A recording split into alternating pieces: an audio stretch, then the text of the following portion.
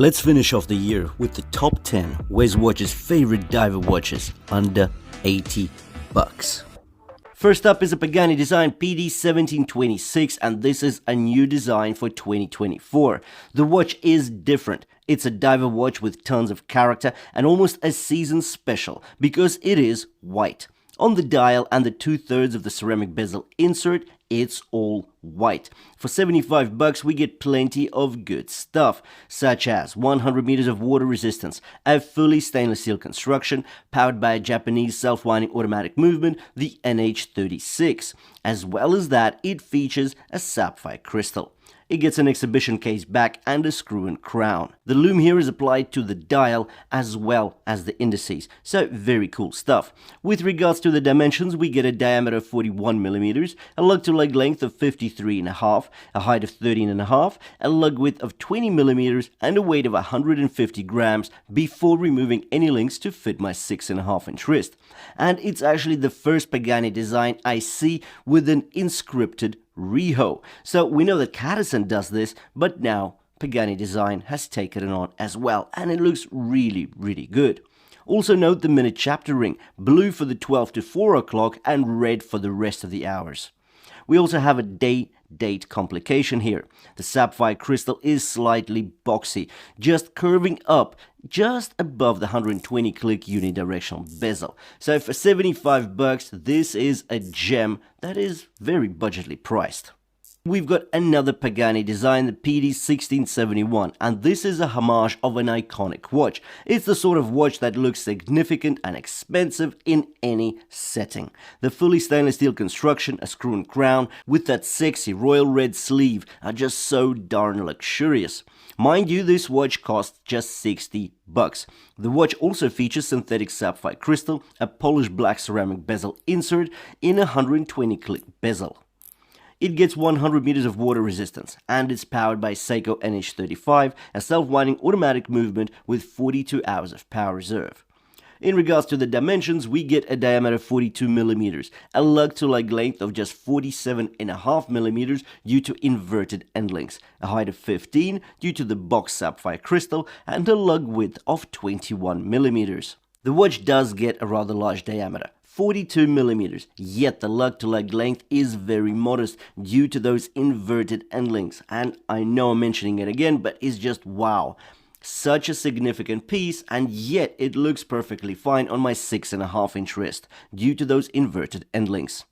The 3-link stainless steel bracelet is another strong point for the watch.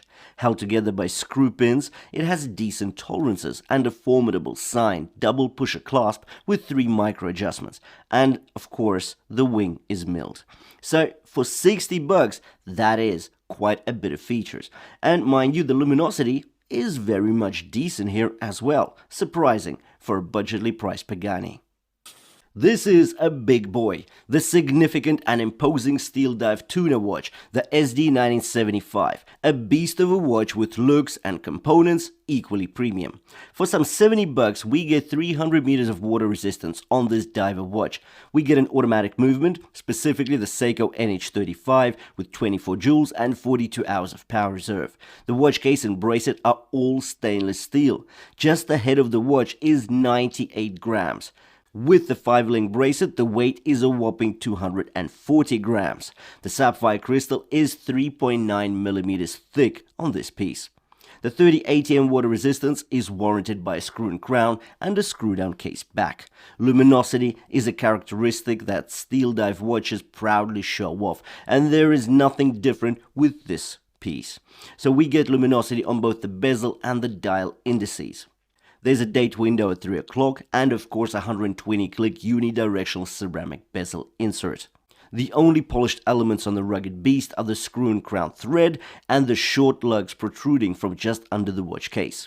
With regards to the dimensions, we get a diameter of 46 millimeters, a lug-to-lug length of 46 millimeters because the lugs literally come from under the case.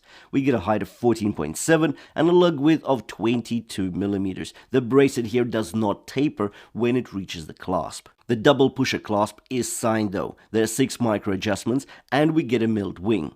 The bracelet is fit with push pins, and surprisingly the tolerances on this 5-link setup are quite decent. So $70 for a 300-meter water-resistant diver watch.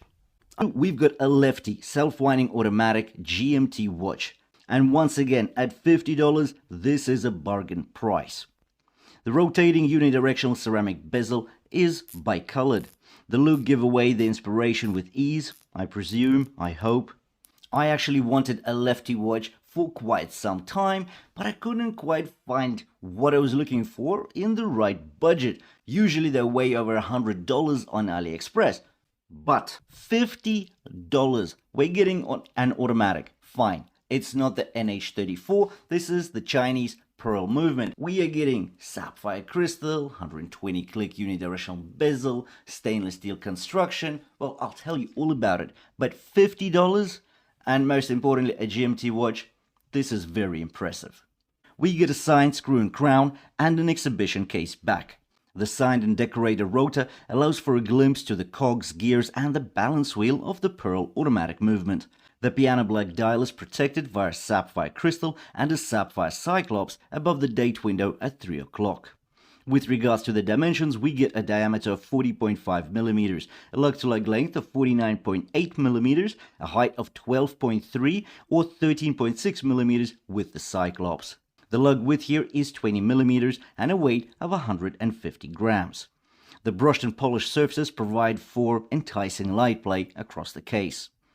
Then the Jubilee style bracelet adds to the luxurious aspirations of the watch. The tolerances are not superior, yet the fluidity and link articulation will ensure a comfortable fit as the bracelet links drape your wrist. The folding clasp is milled and signed, and of course, the elephant in the room is the GMT functionality, an absolute must for the dual time zone coverage. All this for $50. Another Pagani design for $55 this time. This is a Panny Boy homage. The PD1767 is more assertive and sporty rather than the elegant pieces we've had before. The wide stance of the squarish case design with the U-shaped midsection, prominent and bold, the side flank is inscripted with the brand name, and the result is very interesting indeed. The 120 click unidirectional steel bezel is decorated with 9 embossed steel pips and 3 loomed pips. The diver styled circular hour indices are an interesting look on a square frame within a circular dial. Notice the small seconds dial at 9 o'clock, once more making this piece much more thrilling than the usual look. Although my favorite feature is the power reserve dial at 3 o'clock. The watch offers sapphire crystal, 200 meters of water resistance by way of a screw and crown and a screw-down exhibition case back. The exhibition back looks breathtaking due to a decorated and open-looking rotor. The canvas strap is 22 millimeters wide and meaty. The signed pin buckle finish complements the brushed surfaces of the case. For $55, in my humble opinion, this piece is a bargain. I want to tell you about this Terami stunner. So the code here is TRM6801. I think this is the perfect competitor watch to the Turquoise Steeldive SD1953 because I do have a soft spot for the Steeldive SD1953. I think it's a great all-rounder. But this one is priced just as well, but features slightly more premium components as well as the refinement looks better. Let me tell you about it. So this Terami does feature sapphire crystal with a very clear and more balanced magnification of the sapphire cyclops. It gets a self-winding automatic movement, the Seiko NH35. We also get 300 meters of water resistance, just like on the SD1953. The 120 click unidirectional bezel is very precise, although if we talk about the sound, well, the SD1953 is probably a bit more...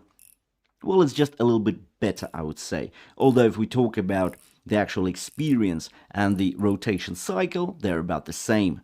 The loom is absolutely superb on this watch, yet there are two features which destroy the SD1953. But before we get into them, let's mention the dimensions. We get a diameter of 40 mm, a lug-to-lug length of 53 mm, a height of 12.5 without the cyclops, 13.8 mm with the cyclops. The lug width is 20 mm and 16 mm at the clasp. The weight is 170 grams. But if we go back to those two features, which make this a more attractive buy than the Turquoise Steeldive SD1953? Well, firstly, the blue of the dial is less loud. The Turquoise is more sky blue. Also, it fades to the black at the rehaut. This gradual radiance coupled with the sunburst effect looks amazing and very expensive. For number 2, the bracelet as a whole is better. It gets screw pins, not push pins. The tolerances are very high. But the ultimate win lies in the milled clasp, which offers fly adjustments. For $65, this is an amazing, stunning piece. We have the green Welly Merck, once more an original design that is breathtakingly original. Considering a $55 price point, it's almost unbelievable that we get so much for so little. It gets a Seiko NH35 automatic movement, features a textured, coarse and grainy dial with orange highlights on the rehaut and the seconds pointer. The dial actually fades to a darker shade at the rehaut, making a more focused and balanced playing field. The date complication, sapphire crystal and a 316L stainless steel case and bracelet make for a unique and robust daily wearer watch.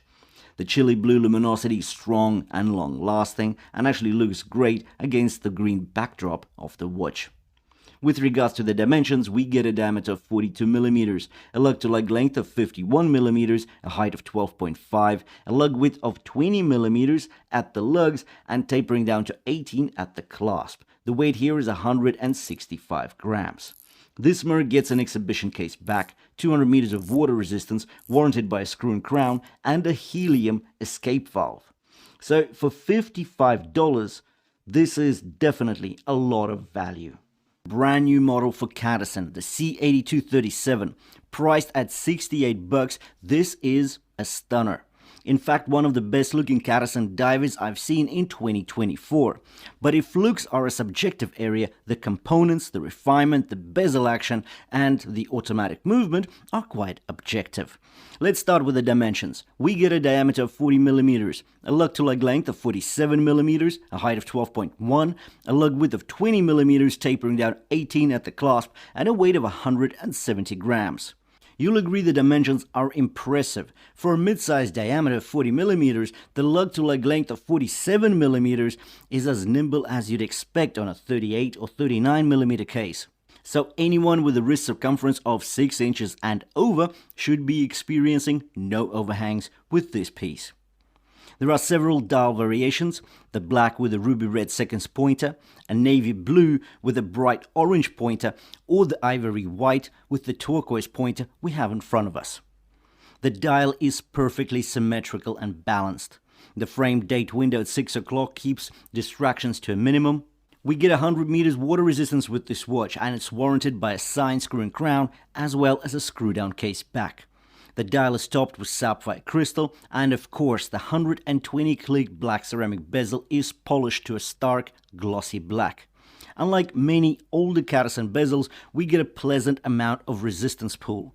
The weight is consistent throughout the rotation cycle, the clicks are vibrant and clear, and yes, it aligns at 12 perfectly. Also, there is minimal, hardly any backplay. So $68 for the C8232.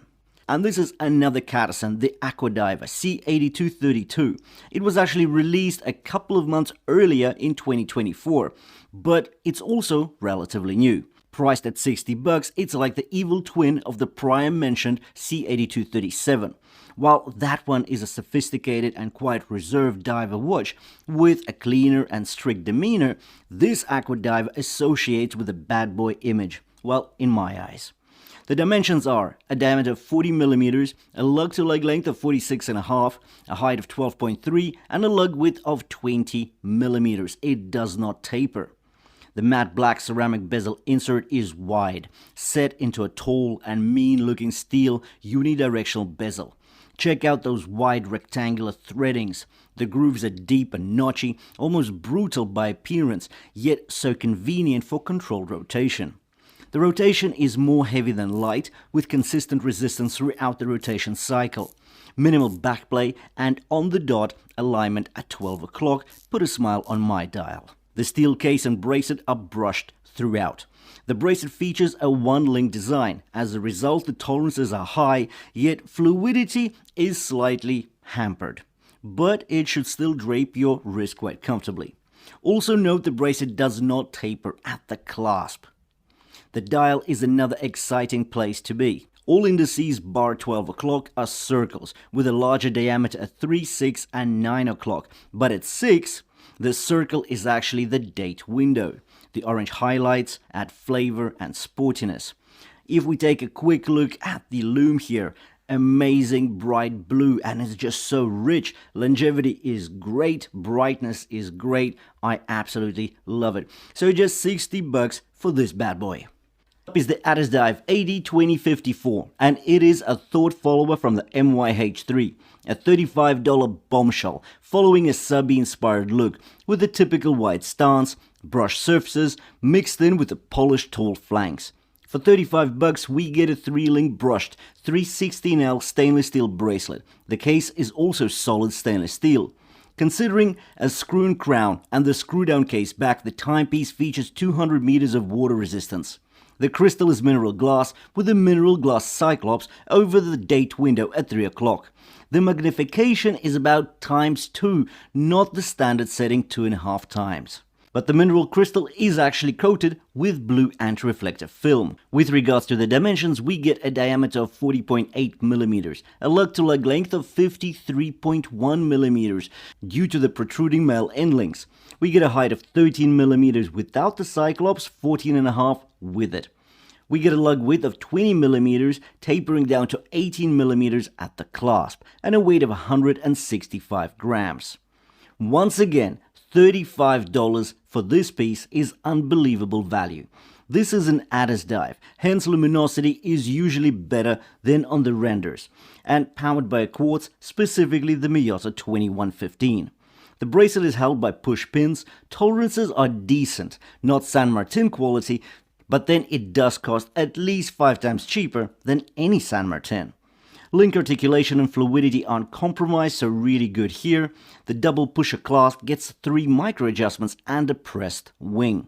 Following the gaze down the inverted and deep reho, we face a matte blue dial, perfectly matching the matte blue of the ceramic bezel insert. The beige indices provide plenty of contrast. I love the simplicity and well-balanced dial. With regards to the lume, it really doesn't match the super low price. Bright green light lasts for hours, so easily for the full night. Bezel action is muted, but surprisingly quite accurate with minimal backplay. All of the listings we've covered off today will be in the description below the video. Do check them out if you're after some sharp prices. Now, all of the links here, they are affiliate links, meaning that if you do make a qualified purchase, I will be getting some kickback from AliExpress. It doesn't cost you anything, but it helps me get commission in so I can buy more watches and review them for you guys. Anyways, thanks for watching the video, and I'll see you in the next one.